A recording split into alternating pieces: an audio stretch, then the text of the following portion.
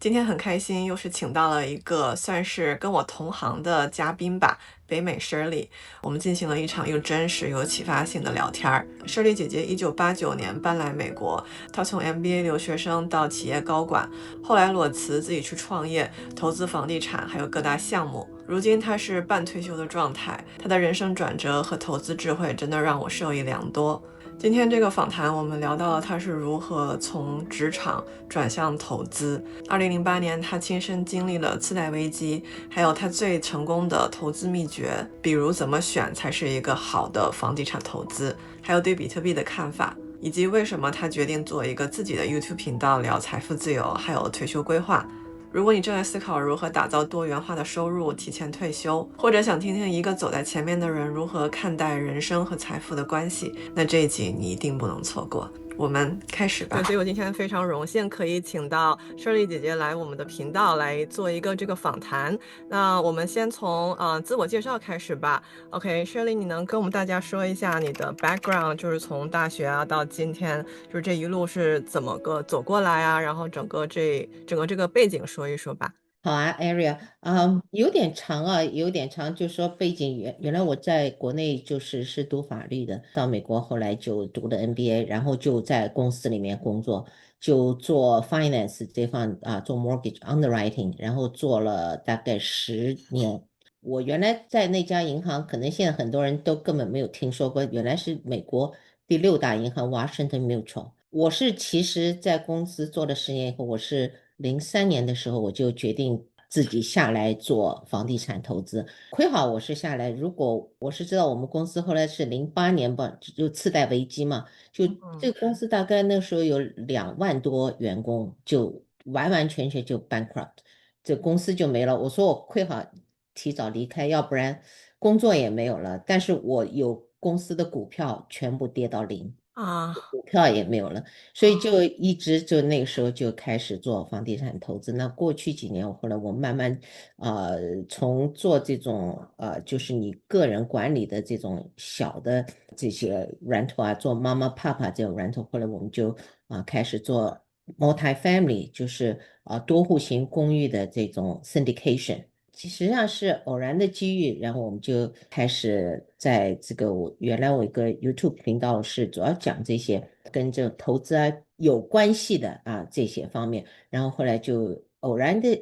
机会就接触到这个retirement，然后就发觉这一块其实有很多的需要，很多人都是啊、等到最后一天才就没有 plan 就是一点都没有 plan，所以就现在就开始在做YouTube 这个。那我跟我先生现在我现在就是提早退休，那我现在是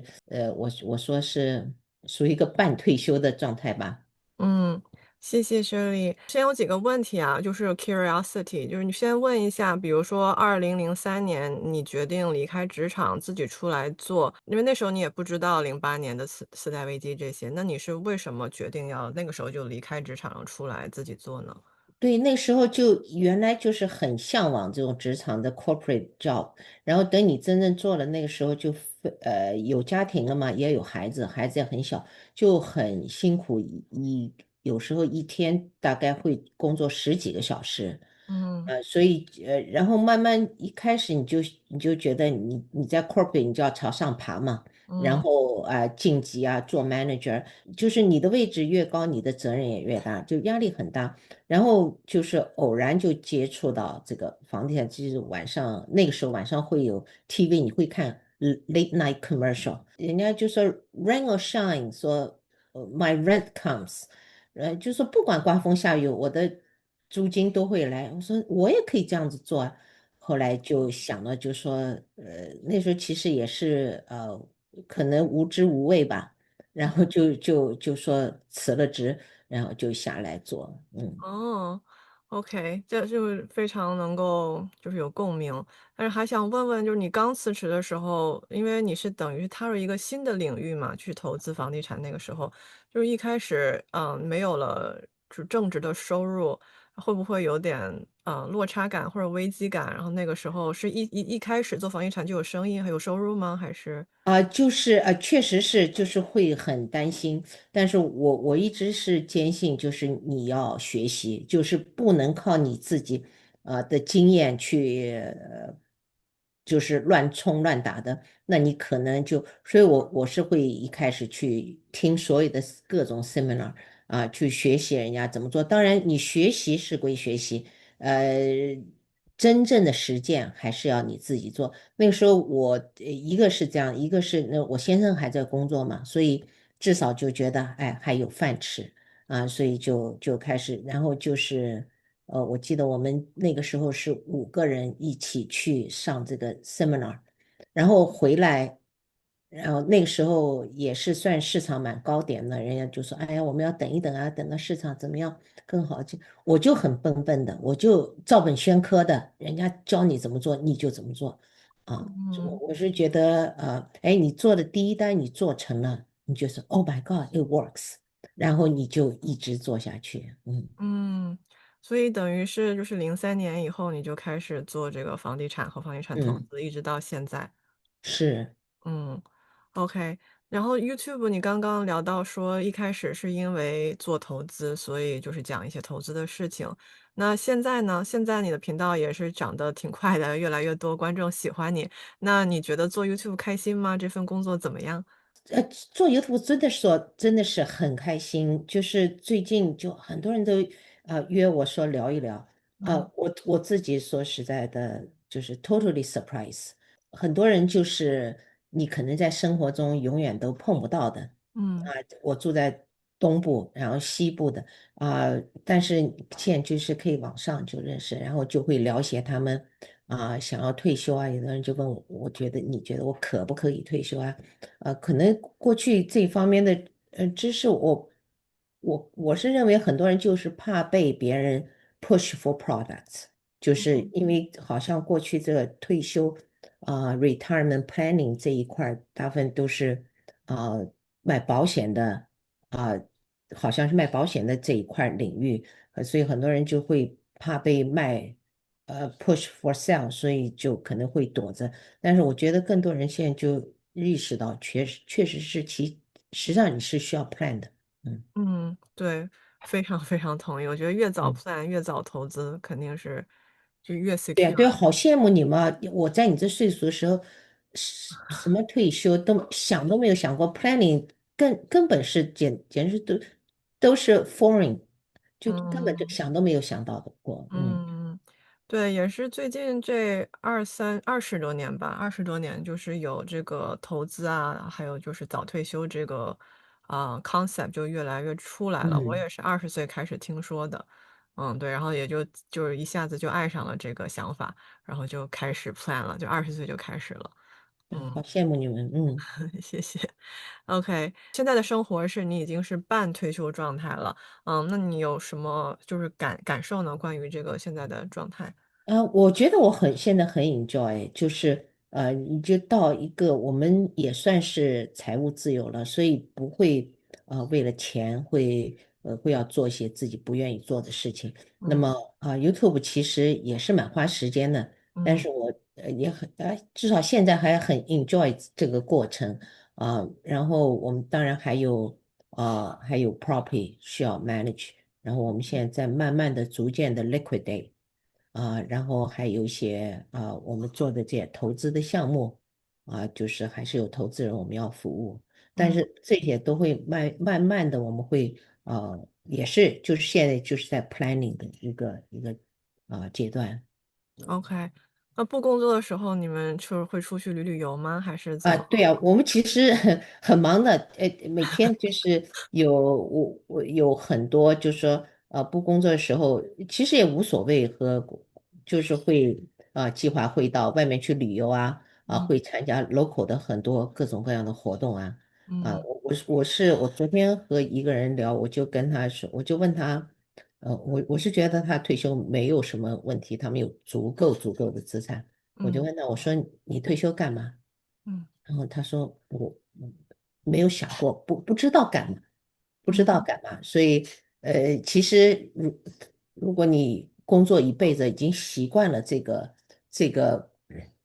规律。节奏，哎，嗯。其实我是提醒大家，其实你要为退休，不仅是财务上的准备，还有你的心智上的准备，你的精神上的准备，哎，对，对，我也是看到好多帖子讨论这个，就是有很多，当然有那么多钱可以退休是一件非常幸运的事情，但是我也发对现，通常就是有那么多钱的同学，尤其是很早有那么多钱的同学，那肯定是就是工作很累，通常都是工作很累，除非是那种股对票公司股票 IPO 那种赚大钱的那种比较少，但是就是实打实的赚到很多钱的同学都是会比较累，然后就是习惯了要对自己比较严格，然后做很多工作才能赚到那么多钱，所以你一下子就是让自己退休了，就会很空虚一段，就是比较一对段话。对对嗯对，就不知道做什么好。你可是。能在海边上度假，也就只能这么多时间，你出去旅游也就是有这么多，就是还是我也是觉得是要做一些有意义的事情，做些你自己真正喜欢的事情。嗯，对对，这个也是大家需要就是寻的点，因为很多人其实 is sad to see to say this or sad to see this，但是很多人其实不知道自己真正喜欢什么，也没有去想过这个问题，甚至 until 就是你可以退休了才开始想。嗯，好，那我们聊聊第二个 section，因为咱们这个频道就除了聊心理和退休以外，也很大一部分大家也想听点儿干货，就比如说投资，怎么赚钱。所以，也想问问你，目前是在做哪些投资组合，然后为什么这样子选择这个组合？我们最早嘛，我是从房地产开始，但是所以我现在我做的大概是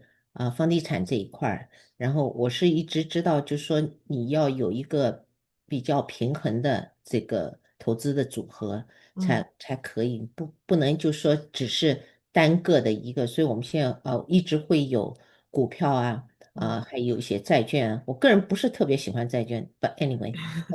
然后现在还会有 crypto 做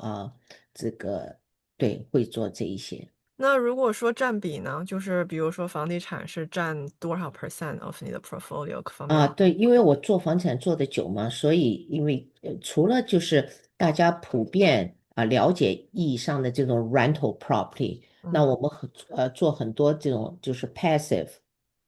房地产投资，实际上就是你投人家的项目，投这嗯种大型的这种 multi-family 公寓的项目，那你就是一部分资金，说我也会投很多，所以你加在一起，对我来说大概可能现在是50%-60%这一方面。但我在后面我可能会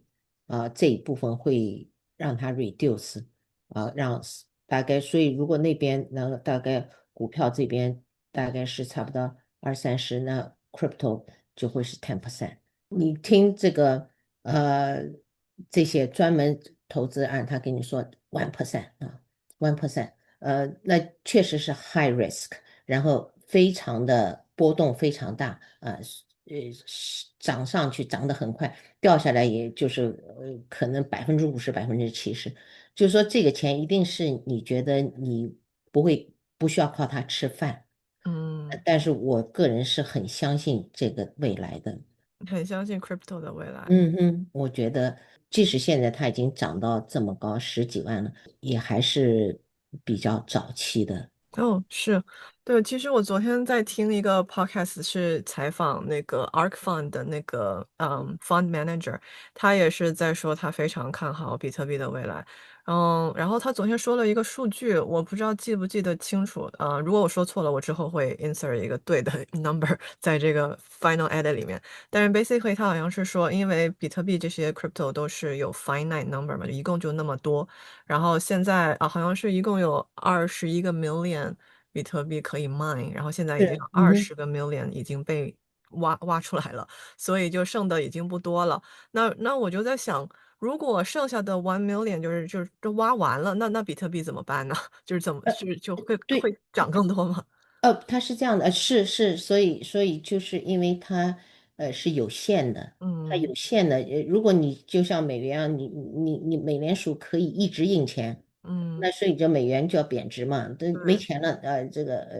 然后就一直印，就是 out of air 就随便印，那它嗯这是有限的，那挖出来，那最后如果是真正是作为一种资产，如果这个资产有限，那它这个价值肯定就会提升啊。现在就，OK。是这个逻辑，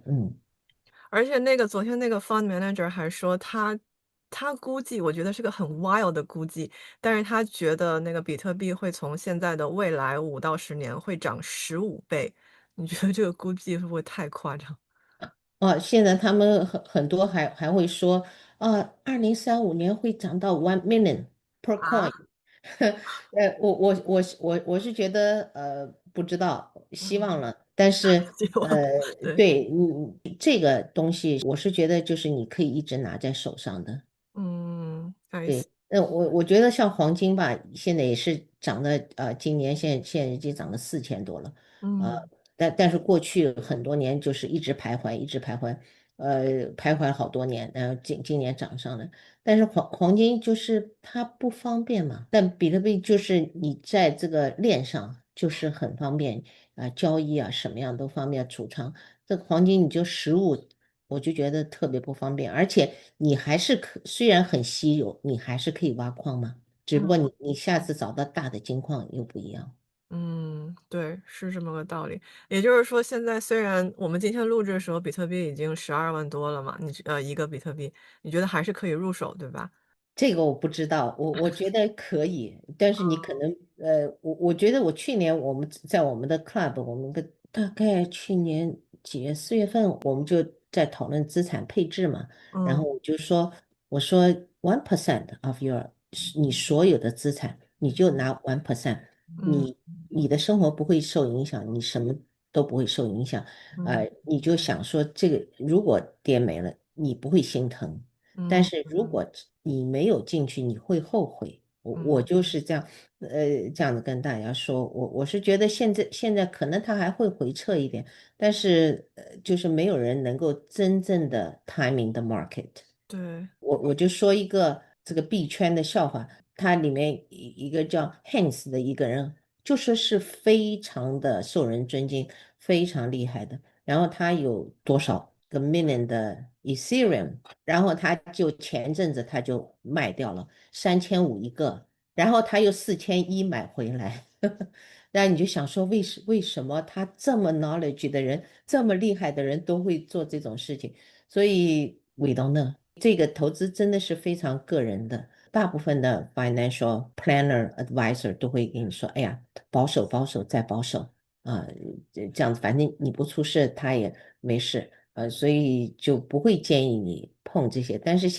今年你可以看见因为立法的缘故，国会所有的这些，那现在就是机构已经进来了，所以我觉得可能未来几年会更好吧。对，这个你说的也是昨天我看的那个 ARK Fund Manager 大概也是这么说的，因为以前我也没仔细研究过，因为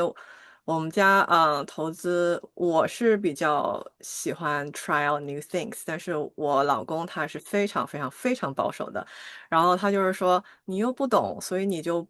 不应该去碰那个不懂的东西。我不确定我有多懂，但是我知道的也就是大概你说的这些。所以我就觉得那也不算是完全不懂，但是还是知道一点。我觉得可以就是放一点点，虽然现在已经超级高了，我也害怕，但是我觉得放一点点还行。嗯那你说 ARK Fund 就是 Cassie Wood 是吧？嗯，对对对对。那其实 Cassie Wood 其实他就是其中一个，他就是 predict 是1.5 billion dollar 哦，对对对对对。2040是，所以这个我觉得不去看这些，但是你看我是看一个大的方向，对，嗯你可以配置一些，嗯that's not really hard。嗯，行，那我最近把它注意一下，如果它降到120以下，我就去买一点。应该还是会有短暂的回调的，我 hope。会，我今年就看想说已经涨得这么高，会不会再回撤？嘣嘣嘣，就真的回撤。嗯，行，这我也去试一点。做投资这么长时间以来，你觉得最赚钱的投资你做过的是什么？So far？So far，我觉得还是房地产这一块real estate。但是房地产就说，如果你是长期持有，就是卖，就是卖点。但是比特币你没有钱，你嗯，不能买，对吧？对。房地产就是说，如果你没有钱，那时候我们下来其实没有什么钱，所以你可以是用别人的钱，中文叫什么？空手套白狼。嗯嗯你就可以问人家借钱呢，你也可以做那种 bar，你知道那个 bar 就是 buy and then rehab and then resell，buy rehab refinance resell，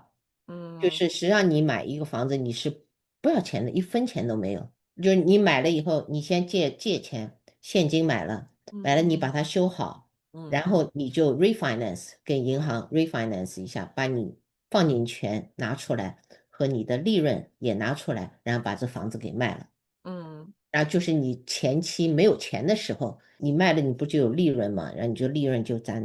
就完全就是实际上是借别人，就是 other people's money，别对人的钱啊，你可以，但是其他的股票也好啊，crypto 啊，任何东西就是你需要有本金的，你没有起始资金，你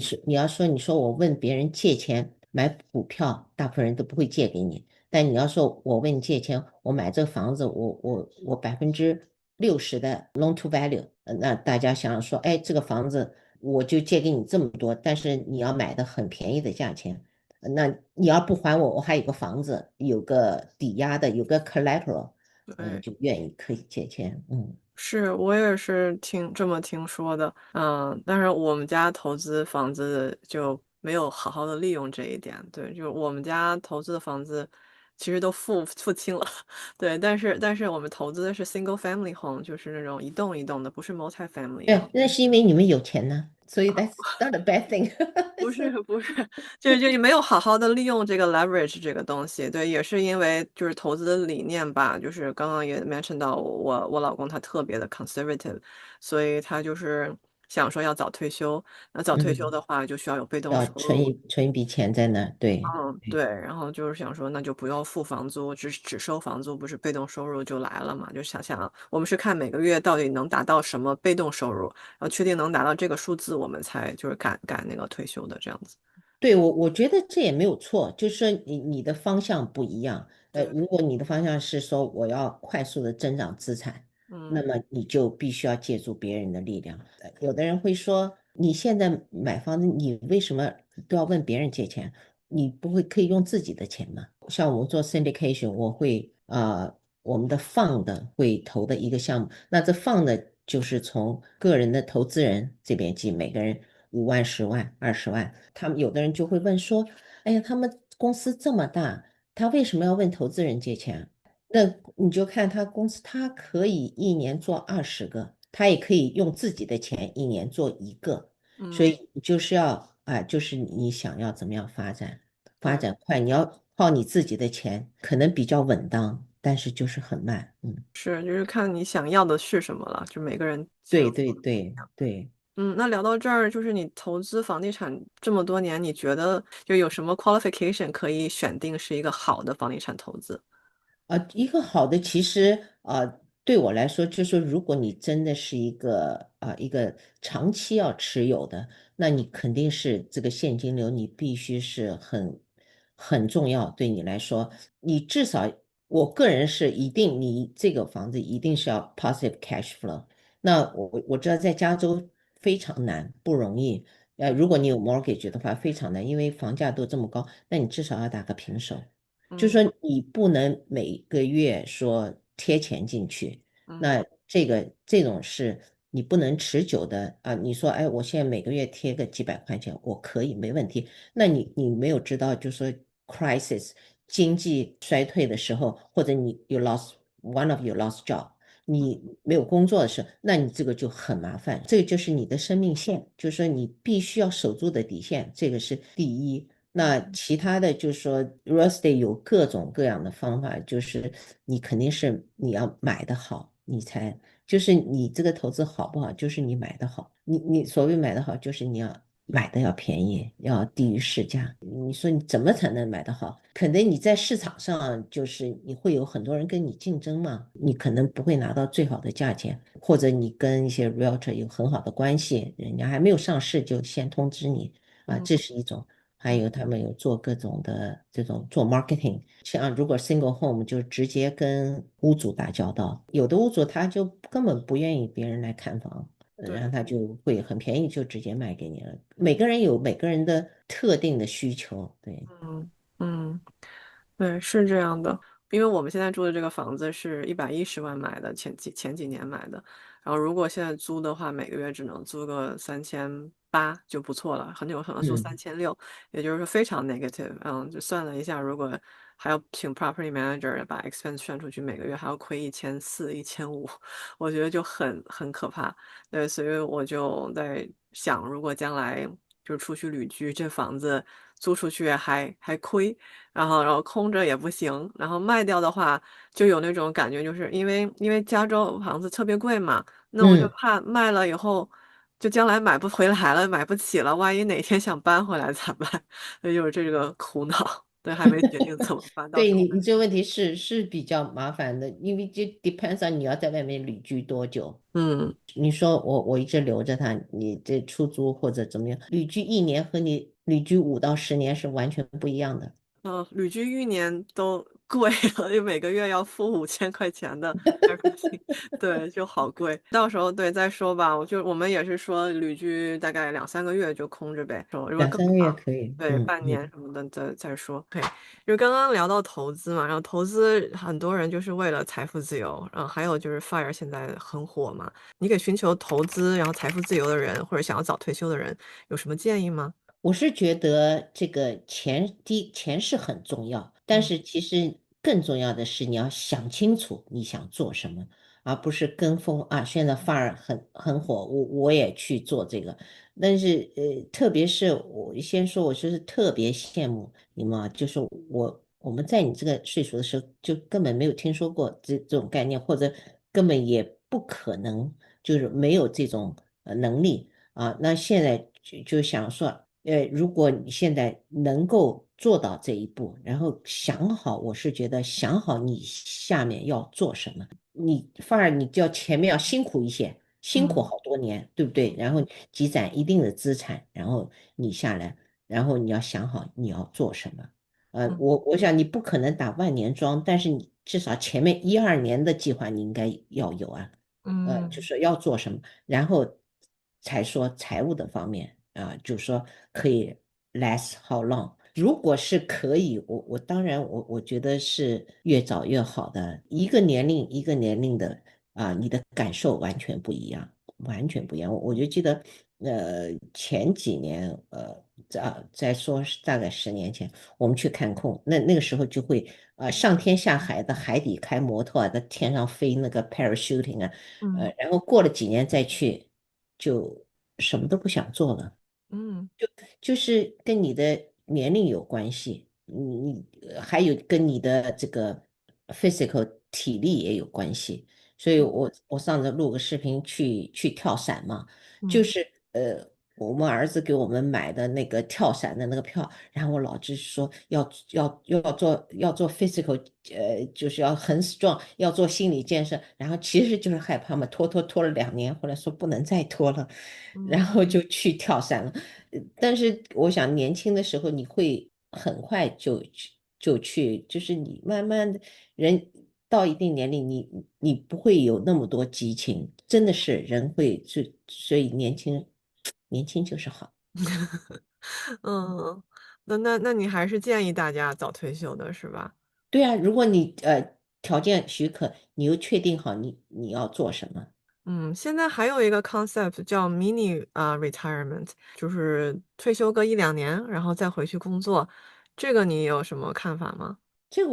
我觉得未尝不可，但是我是听了不少的例子，都是好像不是很成功哎，就是哦你已经很专门写那个 Financial Time 的那个，哎呀，我现在想不起他的名字，他也是就是退休30几岁就退休，后来然后去年要买房子，就是要安定下来，要有孩子了嘛，有家庭。哦，那个人对，叫什么 Don 还叫什么？他叫 Sam 什么 Sam 二 Don Sam，yeah，然 Don，后他就回职场嘛，就嗯想嗯嗯，这样子可以减轻一点这个负担，后来对，根本没有 survive。我当时看他文章，他说他要回去，因为我也是他的读者，我就很喜欢看他写的这种投资的文章啊，也很赞同他的理念，我嗯就会经常看。然后他就是说要回职场，我就在心里面问说，他会习惯吗？就是你已经在外面自由了这么长时间，嗯可能回来我自己就是 self-employed 20多年，你要说让我回到公司，然后再不管给你个什么位置，我觉得我就根本不能 survive，就你嗯已经很习惯了，但嗯是每个人不一样，如果你说哎我只是去度假度2年，然后再嗯回来，那嗯。是不一样的，对对对，这个其实很现实的问题。对，嗯我之前是有辞职过1年，然后又回去职场。第一次裸辞回去是因为觉得钱不够，然后就这个钱的压力在那儿，所以就因为钱的压力在那儿，所以没资格讨论就是想不想喜不喜欢，就是该干就干，所以嗯，那个时候就很容易就逼自己回去了，然后回去以后很努力的想要赚钱什么的。现在的话就是让我再回去，我觉得也是做不到，除非就是真的是家里有什么原因钱不够，knock on wood 不会有这个问题。但是就是除非是真的是钱不行了，otherwise 我觉得也是回不去的。然后我聊的几个身边的朋友也是这样的，就以前都是同事嘛，也是给大厂 Google 什么的干 product owner 啥的，就是辞下来，尤其是1年以后，再讲2年以后，那就更难了，对，就真的很难。对对对。嗯，这个事情反正因人而异吧，就是你因的情况，为如果你就想，我说我就 take 一个 gap year，就 take 嗯嗯，1年，然后我出去看世界啊什么，那你回来就很正常啊。你就 对，gap year，你回来，说明你很想回来。但如嗯果你是想好要退休，后来中间各种原因，然后对时间越长，回来的这个适应的，我估计难度也越大一点。嗯，对对，所以就是一开始的 expectation 会决定你回来有多容易。像你说的1年是 gap year，你告诉自己就是1年，那你已经准备好了要回去。但是如果你一直就是想要 mini retire 没定时间，那就更难回去了。嗯。对对。下一个 section 想要问问你，就是如果人生回到你18岁到25岁那段时间，你会走什么不同的选择吗？哎呀，我要是回去，我就想那时候如果我大学毕业找到工作，我可能那个时候如果那时候就接触知道有投资这个理念，我就希望我那时候很早就知道，那我可能不会花很多的时间，就是 work really hard，就是嗯恨不得就是想在公司里面一节一节的这样子 corporate ladder 这样子爬上去，我可嗯能就会早早换一个人生，就是说。呃，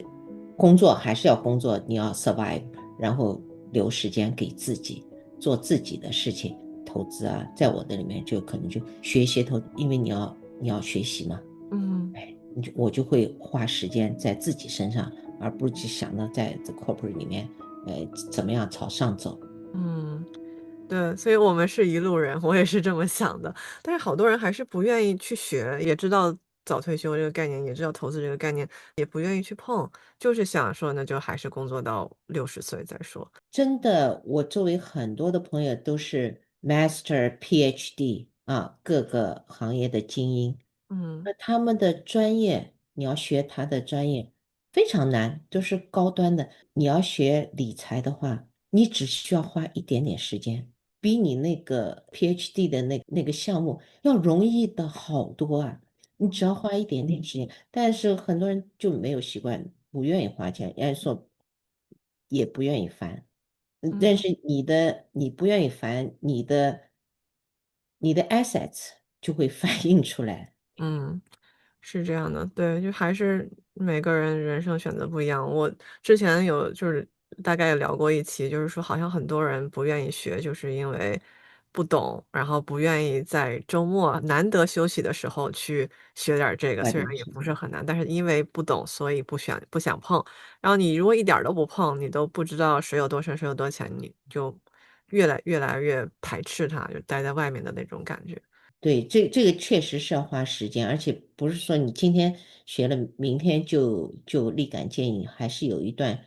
实践的过程。但是如果你想这个对你至关重要，你就会去学。嗯，但是如果你就觉得哎，还是我的工作，我就愿意，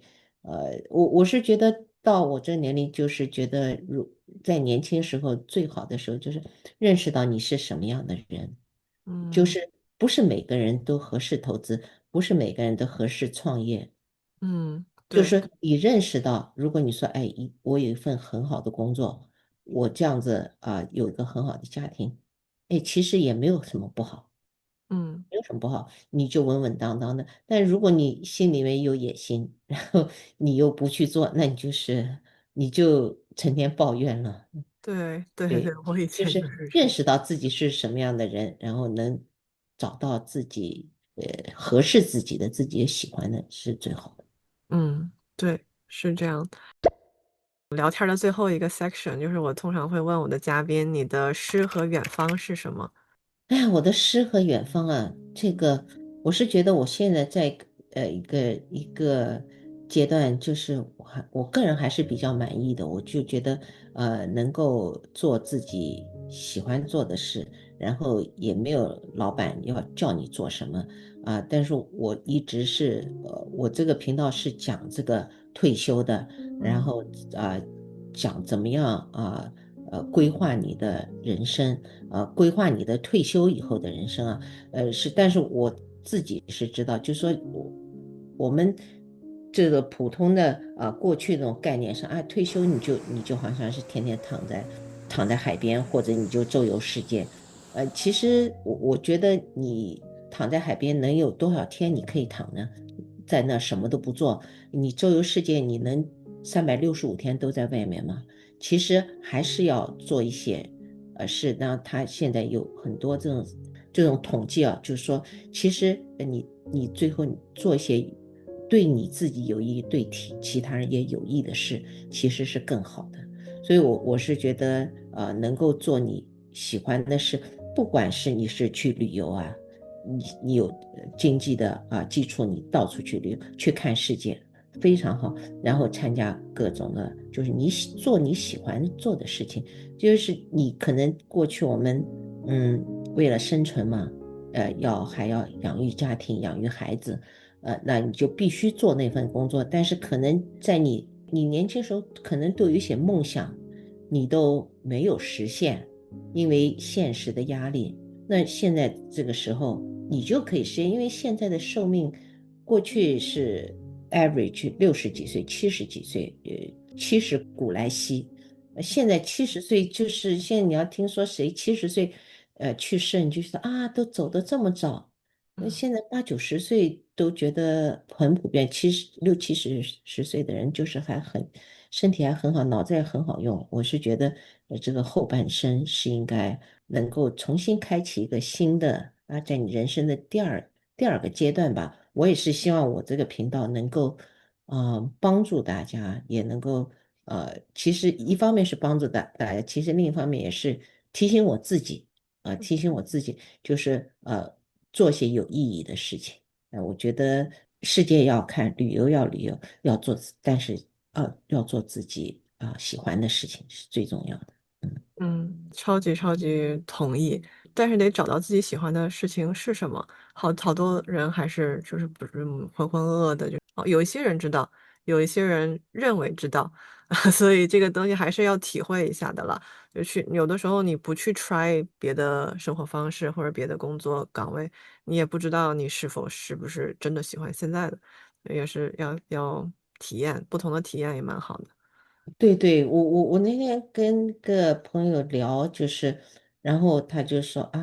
我这个投资这个 portfolio 怎么弄这退休我能不能退休我就先问我说你喜不喜欢你工作？他说喜欢。我说那你退休了干嘛？不知道，因为他很年轻，他就想嗯要退休。那我问他退休干嘛？他说不知道。我说那你可能要想好了再说退休的规划。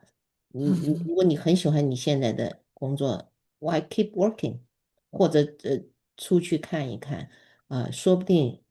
你可能有其他的兴趣他说我一辈子都是工作，没有其他什么兴趣。那我说你走在这个世界上，有点可惜是可以去看一看的，对。嗯。是，你的频道这个理念和你做频道的这些motivation 跟我是一模一样的。对，我也是这些原因在做我这个频道。然后还有就是自己学习学习，因为说实在，有时候不是因为要做一些 contents，我自己也没有办法让自己去学一些新的知识，因为现在也算是 comfort zone 里面嘛，所以就有的时候会就偷懒，就不是很想要学新的知识。但是因为要一直出新的 contents 啊，看有什么新的东西可以提供给大家，所以我就让自己有机会就学习一些新的 financial 知识，这样子。是，绝对是我觉得我自己帮到别人的同时，其实自己得益特别多，就是很多东西都是自己都要学习，真的是很多嗯。事情可以，要是与时俱进，一直在学习，真的，嗯，我们今天这个访谈差不多就聊完了。我会把 Shirley 姐姐的频道链接放在信息栏，然后也欢迎大家去看她的频道，那边教很多知识，不管是 financial investment，或者是就是早退休或者退休以后的生活这样子。OK，那Shirley 姐姐，你对大家观众还有什么想要说的吗？没有什么，我就觉得第一，我知道 Area 我就是他的频道做的很好，很多就是你们跟他一样差不多年龄，我想你的观众大部分都是跟你年龄差不多，比较年轻，所以其实真的是最好的时间，其实最好的时间，我就希望我了解这个投资，如果能够可以大家花一点点时间在学习上面。然后能够有个我们到这个世界上走一遭吧。每个人都不一样，有的人就这样走过了，也没有任何浪花；有的人就是有丰富多彩的人生。我就希望，我自己希望我自己也是这样，我也希望所有的朋友都能够有一个很灿烂的人生吧。嗯，对，这个也是我希望的。有时候还有一点那种，就是特别想要，就是跟大家就是说这个感觉就说不清楚的，所以我也是就是说了很多故事啊，也是分享大家的故事，让大家能够自己体会吧。也是希望大家可以体会不同的人生，就是人生就是要还是体验体验比较好玩儿，不要一成不变的，对。对对，真的是。嗯，好，那今天我们就谢谢 Shirley 的时间，然后也欢迎大家去关注她的频道，有什么问题可以在下方留言，然后我们都会看，可以回大家。谢谢大家，谢谢 Shirley。谢谢大家，谢谢 Ariel，嗯，好，那我们下次见，拜谢拜。谢，拜拜。嗯。